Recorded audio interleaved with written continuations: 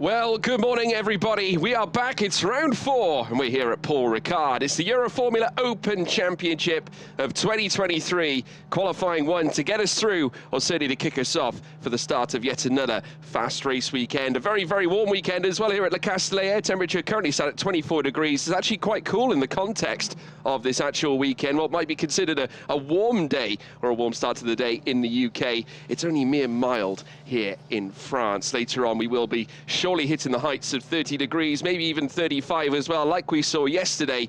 But with the Euroformula Open back now, there's been a few changes in the works. 2 new drivers step in this weekend, and obviously looking to try and impress on their opening starts. One name that we haven't seen since winter testing is that of Vladislav Ryabov, who now joins the Motor Park lineup as well, representing the Crypto Tower Racing team back in 2019 to 2020, winning taking part in various karting championships. In 2021 met Spanish F4, where he would secure 3 podiums, finishing P8 in that specific championship, with F4 UAE trophy race as well in that same year, with then the F4 UAE and Spanish F4 in 2022 as well. Joins the team here in what can only be described as a pressure cooker scenario midway through the championship campaign, and he's going to look to impress from the very get-go. He's not the only driver, though, to make his debut this season as well. We've also got Attila Penzes, the Hungarian, joins the grid as well, also representing that of the Crypto Tower Racing team, and has worked regularly with the Motor Park team back at home in Oschersleben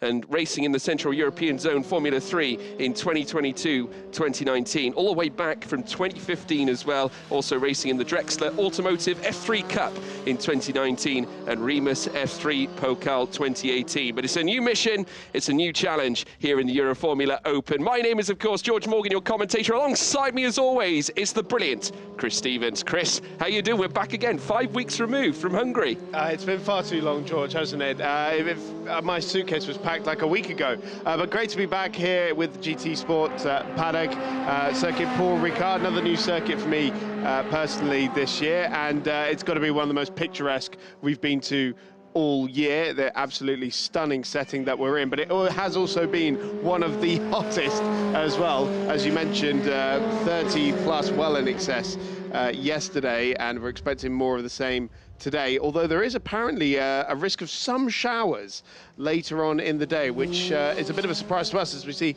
Now, that was one of the Motor Park cars flying off down at turns 3 and 4 there, so not an ideal opening to this qualifying session for whoever that was. Hopefully we can catch a replay of that. But here is Juju Noda, of course, woman of the weekend in Budapest last time out, fighting for victories, and very unfortunately ended with contact with Josh Mason in the final race.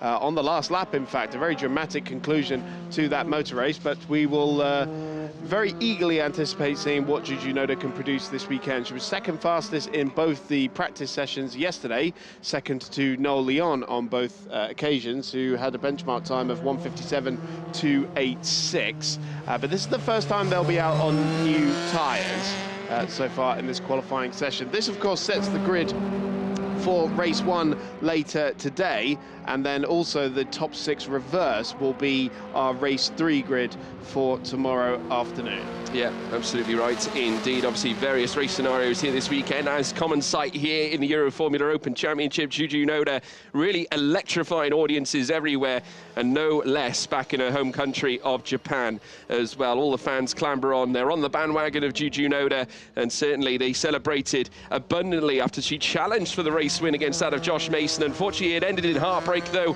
as she made the move heading in towards turn 2. It certainly came to an end heading in towards turn 3, when, of course, she made contact with the back of Josh Mason's car. But she's back again here in the colours of Noda Racing once again, and looking to try and topple the top end. Vladislav Ryabov setting the initial benchmark at this moment with a 2:03.024. That has actually just been usurped, in fact, by that of Bryce Aaron, who sets that time of a 2:04.024. And, of course, Francesco Simonazzi going fastest as well with a 2:03.645. Incidentally, if we want to talk about collective tests, Noel Leon was the fastest man across both sessions, managing to jump ahead there as Juju Noda, who stayed in P2 in both sessions as well. The only differential in that top 4 was the fact that Jakob Bergmeister was able to creep into the top 4 in collective test 2, and he, to his own admission, has already stated that he's improving weekend on weekend, and Simonazzi already going purple in the first sector as well, as you would expect as the tyres start to get warmed up here. So it was Vladislav Ryabov who we saw cutting the turns 3 and 4 chicane earlier, because that's just come up on our timing screen as the time being deleted for cutting turn 4. But we're seeing a few different strategies here, I think, in terms of warming up the tyres. A few people going for it on the second flying lap, and I think a couple of drivers are still taking it easy and warming up to it a little bit more. But Simonazzi getting it all wrong there at the Busset corner, turn 11 there, and that will ruin this particular flying lap as well. Of course, George, talking to a lot of the teams this weekend, the big question is whether they're going to do 1 or 2 runs in this qualifying session. Of course, 2 runs means using 2 of your 4 sets of tyres.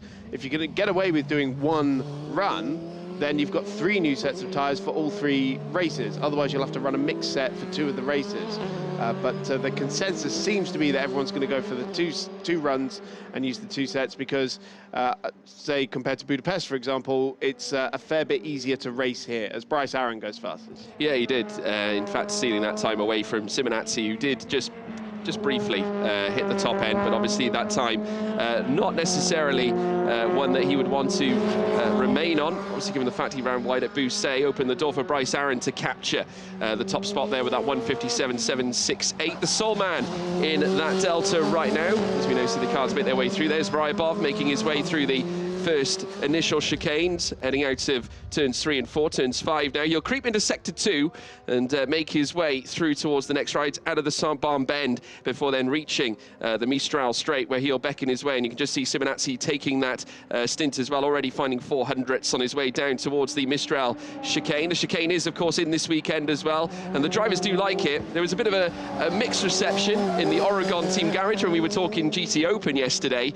and many of them, obviously, some of them saying, yes, I love the chicane, some not. A lot of people like it because it does open the door for overtakes heading in towards the mid part of the corner, and it does make for great racing as Simonazzi once again goes fastest in the second sector, improving time on time, now finding an entire 10th already. I'd imagine he'll find plenty as well heading through Busset, based after his previous run, but this time getting it oh so right as he now peels his way through. He has got a few more corners to take though, comes through towards the Bendor section as well. Galaban Bend will be after this as he now stretches through towards turn 13, creeping, keeping the car pinned to the inside as well as he heads down towards the Virage de la Tour and the Virage du Pont, the 2 final corners here on this circuit, heading now down in towards turn 15, heavy on the brakes. This section can very easily get the tyres spinning as now the Italian makes his way down through towards the start-finish line. Let's see what time Simonazzi can nail to the board. It is a 1:57.713. It is faster than Bryce Aaron, and for the initial, it is the fastest time here on track with 11.5 minutes to go. Yeah, Bryce Aaron abandoned that run there, came into the pits. So provisionally it's half a tenth of a second that separates the top 2. Yet to see really what half the field's got left in the pocket, really, because those are the only 2 sort of real push laps we've seen so far, and it's still some half a second away from Noel Leon's benchmark time set in FP2 yesterday. So there's definitely more time to come. Simonazzi here finding some time, 2/10 in the first sector as he heads his way down the Mistral straight now. The BVM Racing driver who's had a couple of podiums to his name so far this season, 4 in total, in fact, and 1 race win. And we were talking about Simonazzi earlier, George, and he seems to be having a much stronger season compared to last year. Yeah, I mean, his driving style is always very physical. We've seen it time and time again. Of course, he's constantly correcting. You can see his actions as well. We saw it, you know, at the very start of the season when we went racing at Portimao. He likes to get the tail out on the car, but just look at the response it gives him as well. Very nearly 4/10 up now on his previous lap. And once again, coming through Busset, looking to try and extract a little bit more. This is very, very interesting here. Very, very rapid here from the Italian as he now works his way through towards the next left through Bendor and then through Galaban yet again. And BVM KTM. I met Giuseppe Mazzotti not too long ago, and obviously this team, for a single car outfit in this very championship, it is absolutely extraordinary what they managed to obtain. But he comes into the pits despite being nearly 4/10 up.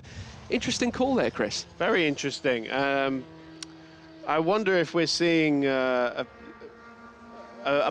mid-session balance check, perhaps, because obviously this is the first time they're running on new tyres, and that can massively alter the how the car handles. And if you've got a setup that you've worked on Friday, suddenly having new tyres on can make it feel like a totally different beast, because we haven't seen times from Jakob Bergmeister, No Leon or Cian Shields yet so far in this session, and we're over halfway through it now. So interesting calls being made as Juju Noda comes across the line, a second off the pace there in fourth place, but incidentally was fastest through the speed trap on that occasion.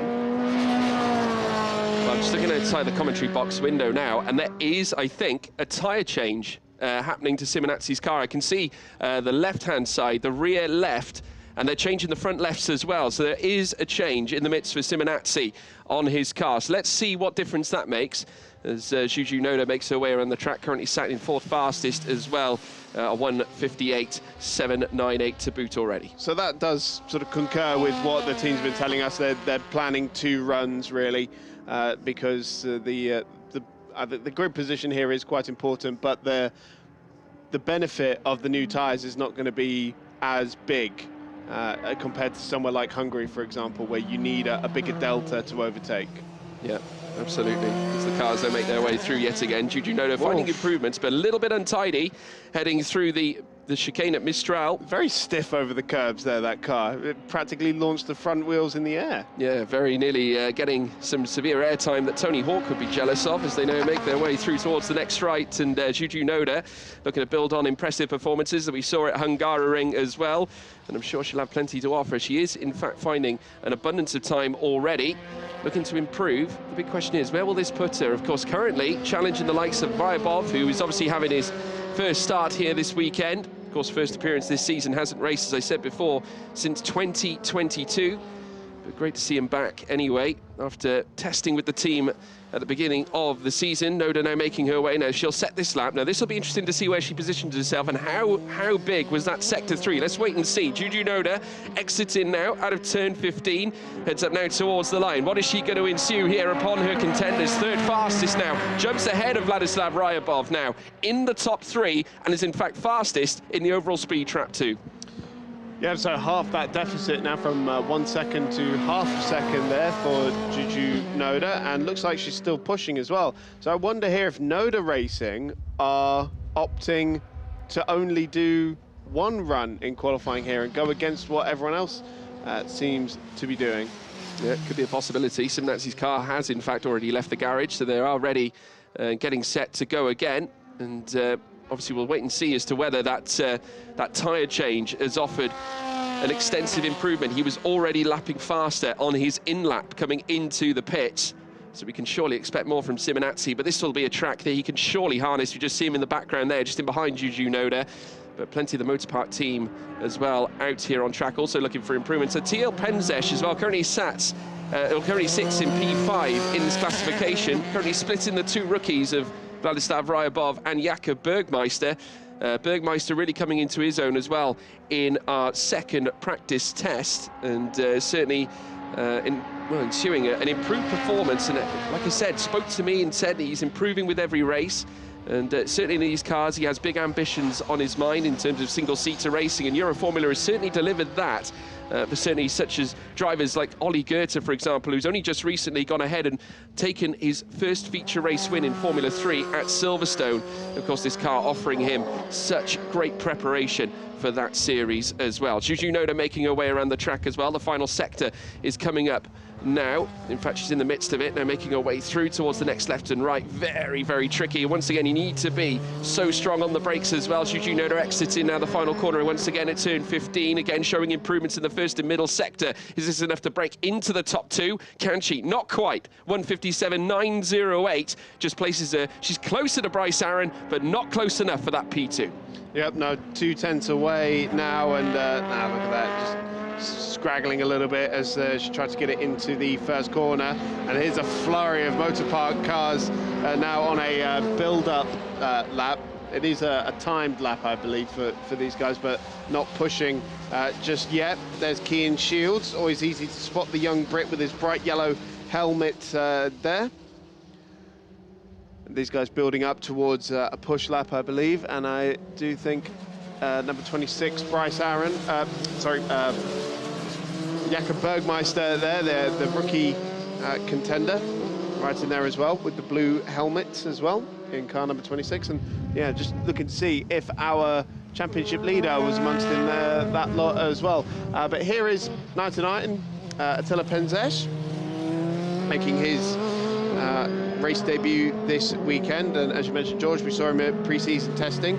Very impressive, but wasn't able to quite secure a full season drive. So everybody's quite interested to see what he can do here this weekend as we enter the final 4 minutes of qualifying. Yeah, it's been working very hard back in Oschersleben with the team, has been part of Motor Park, not just in terms of driving, but also representing, helping the team as well. Penzesh stepping in this season, and the Hungarian, who's now going to look to try and marshal in a good delta. Obviously looking to work hard and bring his team to the forefront right now. Currently sits P5 in our classification. Speaking of Noel Leone earlier on, I alluded to the fact that he was fastest in the first and second test. Juju Noda, though, has unlocked purple in the second sector, so she's going to look to try and usurp that of Francesco Simonazzi. What a turn up for the books this will be with 3 minutes to go. Let's wait and see as she heads up towards the line. Can she find that little bit more here in this final sector now? No, second fastest, though, for Juju Noda. Usurps Bryce Aaron, but was on the precipice of perhaps an impressive P1 visit, only 22 thousandths off the lead time. Yeah, so half a tenth now covers the top three, and as we are now really close to the checkered flag here, I definitely do think that Noda Racing are planning to run this session just with the single set of tyres, because unless I'm mistaken, they have not come in and changed them yet. So she'll have an advantage in races 2 and 3. Normally you would run the mixed set, I believe, but now we've got purple sectors coming in left, right and centre. Bryce Aaron setting 2 purple sectors now, 2 tenths up on Simonazzi's provisional pole time of 57.713. Vladislav Ryabov, meanwhile, goes fastest by a quarter of a second. These times are going to come in thick and fast here in the end of this session. Some bright yellow gloves there for Ryabov. That'll make him easy to spot in the races. So Bryce Aaron continuing on his way as well. Simonazzi's up on a time as well. Ryabov there really pushing, getting the maximum width on entry there for the chicane at turns 3 and 4. But what is happening with our championship leader, Noel Leon? He's been on pole for the last 2 races, or the last 2 events, I should say. And we yet to really see what he's got in the pocket just yet, as Bryce Aaron now goes fastest, 57 flat. That's the fastest time we've seen all weekend. And now what has anyone got in the pocket to try and compete with the American? Well, I can tell you Simonazzi purple in the first 2 sectors in accordance to the timing screens that we have here in front of us right now. Noel Leone did take P1 for the initial. Bryce Aaron, though, stole it away from his teammate as we now see the cars make their way through the latter sectors. Simonazzi, the Italian, this track favouring him. He has got the new sets of rubber on the car itself, the new compounded tyre, fresh tyres here on the front lefts, and certainly looking to try and utilise them now to hit the front end. Can he do just that as he heads towards the line? Francesco Simonazzi, fastest here now with a minute still to go. The time's coming in thick and fast. Bryce Aaron already going purple in the first sector too. So do not look away, folks. Get your popcorn out. It's going to get close with only mere seconds left to go. Yeah, so these will be the final push laps now. And car 73, time deleted. That's Cian Shields. So I didn't quite see where he was, probably somewhere up in the top 5, but he's had his time deleted, so he's got to make this last one count.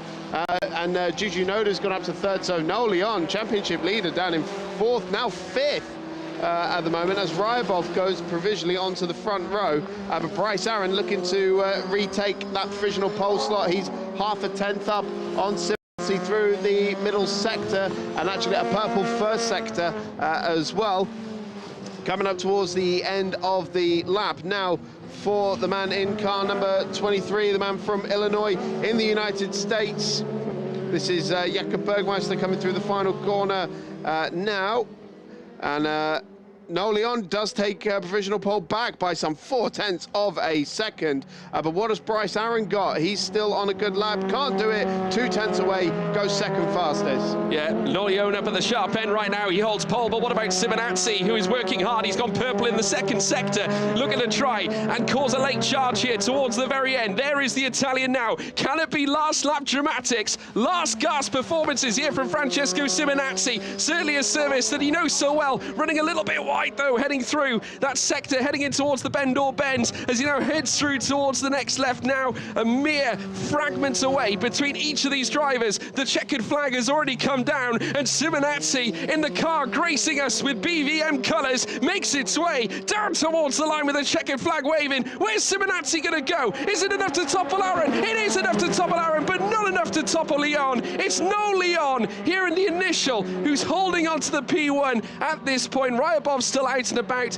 He's on a valid lap, but unfortunately I don't think quite has the pace. Looking at it on paper, Simonazzi though second in this classification. A stellar showing from the Italian, but just not quite enough to pip the current championship leader, No Leon, the Mexican, on top here at Paul Ricard. Yeah, he left it late to finally get his lap in. Seemed to just be dawdling around for the entire session, and then bang, pole position right at the end. Third one in a row. Yeah, stellar showing indeed. Into the pits comes Ryabov, not setting that lap. It was a slow one. Attilio Penzesh as well, also out on track, but No Leon doing an absolutely tremendous job here as well. There's Juju Noda. She finished 5th fastest, but second in the rookie classification, in behind that of Vladislav Ryabov, who in his first visit this season, after testing with the team in pre-season winter testing, is now the top rookie here in qualifying. Currently sat 4th fastest overall. We did speak to the Motor Park Garage, a few of them saying that Ryabov will surprise a few this weekend. And certainly if this is a performance to go off, this is not a bad way to start. 4th fastest, he will be on the 2nd row of the grid and will have a great opportunity to challenge. But you know what else they told me as well? They said that we haven't seen the best of No Leon yet. That is ominous. Well, we'll have to wait and see whether he can deliver that. No Leon is the fastest man here in qualifying, a 1:56.341, enough to take pole position. Francesco Simonazzi in 2nd as well. It got close towards the end. Just look at the gap, minimal. Bryce Aaron in 3rd too, with Vladislav Ryabov in his first start in 4th. Juju Noda in 5th. Kian Shields in 6th. Jakob Bergmeister 7th, with Attilio Penzesh in his first start as well. 8th fastest here in this classification. But there we have it, folks. A very, very high intense, certainly what a start to the weekend here at Le Castellet. It never fails to impress. No Leon up at the sharp end as well. Fastest lap, a 1:56.341, rapid as well. These Dallara cars obviously suiting the absolutely high intense track layout here in Paul Ricard, given the fact you've got the long straight heading in towards Mistral, then the technical sections heading through Sector 3, Sector 1 as well, technical as you like. You've got to throw the car into each individual corner, but at the same time be conscious of the tyre degradation, which I think could be a major factor when we go racing, Chris. Absolutely, particularly the front left gets so loaded around here. There's more right-handers than left-handers, of course, because you've got to get back to where you started. And so the teams that are running a mixed set in 2 of the races, they'll have the new ones on the left-hand side there as a result of that. But that's going to be fascinating. And for Juju Noda, I mean, 5th in the end there as well. And I believe 3 new sets of tyres as well. That's going to be quite interesting to see how that plays off. And Ryabov right in there. I mean, a real wild card there, starting on the 2nd row of the grid. Yeah. This, of course, being No Leon. Of course, he's been pole before. Was pole at Hungaroring in race 1 as well. Did exactly the same at Spa-Francorchamps in race 1 as well. This is his 3rd pole position and has done very well in active qualifying in the last 2 rounds as well. Was only usurped last time out by Enzo Trulli at Portimao, but nevertheless has come back here at Paul Ricard and has really delivered a clinic. And once again, you can add it to the list. 3 consecutive poles in qualifying for No Leon, the Mexican sensation who competed in Formula Regional last season and has now stepped into the Euroformula car with his heart set on proceeding up into Formula 3, just like the former man from Motor Park himself, Ollie Goethe, did mere 12 months ago. And that is surely going to be the ambition for this young future star. I tell you what, his future very bright indeed if he continues these performances. But coming into Parc Fermé now, where he will jump out, he'll surely be absolutely delighted, Chris.